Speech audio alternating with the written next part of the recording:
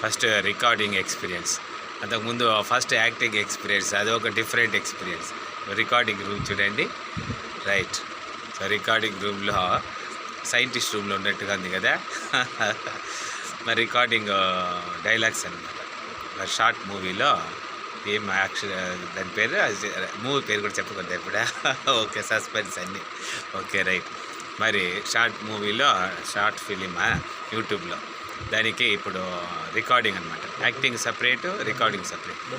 Dubbing ఈ పేరు dubbing స్టూడియోనా? Dubbing స్టూడియోకి వచ్చి ఉన్నాం తిరుపతిలో.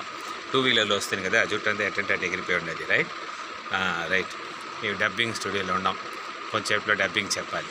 మనకు ఒక 1 minute 2 minutes రోల్ అది. ఆ 2 minutesకి మనం ఇప్పుడు డబ్బింగ్ అనమాట. ఆ లిప్ మూమెంట్స్ కరెక్ట్గా రావాలా, మాడ్యులేషను, ఇంకోటి వాయిస్ మాడ్యులేషన్, టోన్ ఒకటి, మాడ్యులేషన్ ఒకటి కదా.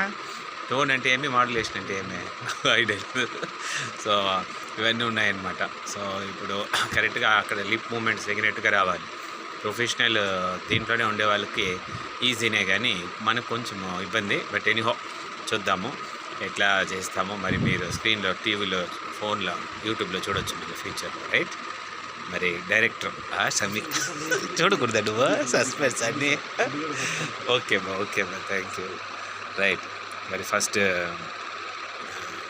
ఏమిది రికార్డింగ్ డబ్బింగ్ చేసేది ఎక్స్పీరియన్స్ చూద్దాం.